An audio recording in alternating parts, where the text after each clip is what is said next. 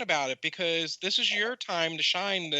And this is why I do this show, is to let people, be able to give their voice out there, because we don't know how some of these things impacted us. Because, Mm-hmm. obviously we know that when COVID really hit us, everything shut down, and then we started opening up percentages, and then some things just shut right back down again. Right. And Yep. now we're like slowly opening back up again, where, and obviously, as I mentioned before, and we'll talk later about it, is even though we can't do one fundraising event for you, I was talking to Lori about doing a different type of fundraising, which I'm doing right now with a nonprofit or nonprofits that I raise money for. So therefore, it's like almost you did it one way for so long, but now you're like, Mm-hmm. man, that way doesn't work anymore. How do we do this? Okay, now we have another way. And we Right. just think about the Exactly. things. And there's people like Lori and Heather that keep their eyes on us and make sure that, what we're doing in the community is supported. And we could not do that stuff without them and their support in the community. So thanks, guys.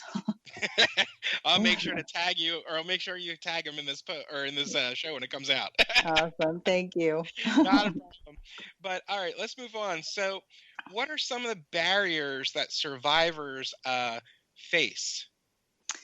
So there really are so many, but I can tell you the biggest ones is affordable housing, which is a big barrier for a lot of people in this town. But it's they already have issues financially. Maybe they've been cut off financially, or they don't have good credit, whatever the case is. But finding affordable housing in Manatee County is extremely difficult. Another big barrier is the availability of childcare. A lot of times the jobs that the women secure are not 9-to-5 jobs. A lot of times they're part-time in the evening and on weekends and whatever the case may be, and it's really hard to find and afford childcare that is possibly overnight on the weekends or nights. There's your basic childcare is basically 7 to 6. Well, what if you work an overnight, or what if you work 3 to 11 and you have no support here? So available childcare is a huge barrier for survivors. Yeah. So I kind of get that with the affordable housing in Manatee County. Mm-hmm. Since I moved down here, it's so funny, is like where I used to live up in the North PA, I used to be what's called the tri-state area. So you're either from New Jersey, Delaware, PA, and everyone knew where you were, but you Mm-hmm. didn't see a lot of people from out of state. Since I've been down here for close to 4 years and I get to know people, I ask, and I'm like, so where are you from? Would you believe that I'm up to 72 people that are actually born and raised in Florida? And I'm just like, what is going on? I'm like, something's going on. So I was asking them, and they just looked and said, well, it's too expensive. So some are like, it's too expensive here anymore. We just moved either more eastward in, or they went up north because they didn't want to deal with the weather anymore. But either way, cost is a big Mm-hmm. thing. Yep. I was born and raised in Florida, so you can add another one to that tally. Woohoo! There you go. I love it. I'm adding it right now as we go through this. I call everyone that's born in Florida the rare unicorn, the rare I breed. like it. I like You're it. very hard to find. You really are. So, um, besides the child care, which I understand with that, especially with BC before COVID now, and everyone has now laid off. A lot of people are furloughed or whatnot, and people are trying to get back on their feet and try and do things, which I understand that too. Are there any other barriers that they face besides the childcare and the housing? Could it be like the food or anything like that, or clothing as well?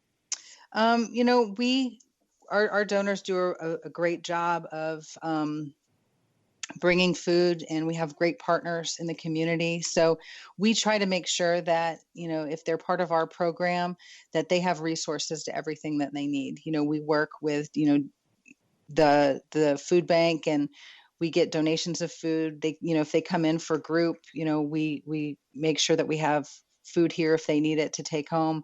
And so, it's, there's jobs out there, It's just finding the jobs that pay enough to support them is another barrier. It's, it is the wages as well, because if you do happen to find a house and, making enough money to make it, to make the rent is, important. So it's tough, and it's tough. But so that's the biggest barriers. There would be the financial and the childcare, and barriers for survivors too, is the biggest is, leaving. If they leave, a lot of times that they are, they're threatened that, the abuser will threaten to take away their children. So, a lot of times the women just stay because it's what they know, and they don't want to take the chance of losing their kids. So it puts the kids in a rough situation. It puts the mom in a rough situation. So finding a way out of that cycle is also a big barrier. I would say the biggest. I'm sure. So I've heard. Now, I've been in downtown Bradenton, so I know where you guys are located and faceted, but I know you guys have a store there. So what are the benefits of the survivors with that store? And tell our listeners more about it, like how they can actually utilize that store. Okay, our store is called the Hope Chest, and it is fabulous. So it's located in downtown Bradenton, across from the bus station. And as far as for our participants go, if you have somebody that comes in the shelter and they come in with just the clothes on their back, we're able to go to the Hope Chest, and which is all donations from the community, and we can get them clothes. Or if they're moving into transitional housing, we can outfit their kitchen for them and give them some furniture, and they don't pay for any of that stuff. But our Hope Chest is a thrift store, so we also sell items out of there. Every dime that we make at the Hope Chest goes back into our programs and services for the victims and survivors that we serve. So the Hope Chest you can make donations Wednesday through Saturday from 11:30 to 2:30. We take gently used clothing, miscellaneous household items, appliances, furniture. We do not have the ability to pick anything up, but if you bring it to us, we would be ever so grateful. And it's a really great store, and a lot of our participants really do benefit from it. That's awesome. So I know you said the hours that you're open, all this other stuff, but what type of donations that people can actually drop off at your store? Because I know you also mentioned pickup. So with the pickup, I'm going to assume you probably take furniture, some large pieces like that. But what pieces can they actually drop off at your store that you're taking? We actually don't do pickup. We don't have the capability to do pickup, but they can drop anything off if they furniture is a big thing for us too, but we can't go get it. They have to bring it to us. So we do have people that can bring it. We have a little separate section that's just furniture, and we sell it, but we also give it, to our participants if they need it. So, and we take, just think about your spring cleaning days when you clean out your closet. We'll take your clothes. We'll take your pots and pans. Pots and pans are always a hot item. People don't get rid of their pots and pans very often. So it's always something that, our participants need, our clients need when they're moving out, is obviously they need pots and pans and silverware. So just any types of those household items, that you don't use anymore. Okay. Just bring them to Hope Chest. Nice. Well, we're getting close near the end, so we're going to kind of go through these last couple of questions, but only two left. But how can the community help survivors really fast? All right. Well, this is always a good thing. So I would like for the community to like us on Facebook, subscribe to our newsletter, understand what we do. We communicate on those two platforms exactly what we need. So if we're short on anything in shelter, if we have an Amazon wish list, if we're short on anything, you're going to find it there. So if you wanted to help directly with, gosh, I want to know what what Hope needs. Well, you know what? We're low on deodorant this month. And so it's all right there if you're looking for some way to help immediately.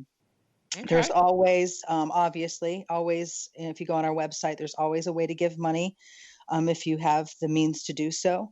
But another big thing is just to be advocates for us in the community, know what we do, and have our number handy to give to anybody that might need us. That's awesome. Okay. So why don't you give us your contact information really fast? Okay. How can our listeners get a hold of you so they can help support you? Okay. My email address is STACEY, which is STACEY .McKee, MCKEE, at hopefamilyservice.org. And that is the email address to reach me the best at. We have a 24-hour hotline number, and that is 941-755-6805. This is a very important number. I'll tell you it again. It's 941-755-6805. That's our 24-hour helpline. It's used if you need help. Sometimes if you just need to chat, call, and we are going to be there for you. That's awesome. And I guess on the website and everything, they can actually find the contact for the Facebook, correct? Yes. And our website is hopefamilyservice.org. Awesome. And as before we part ways, what's the one thing you like the people to know about Hope? One thing, gosh, there's just so many things I want people to know about Hope, but but only one.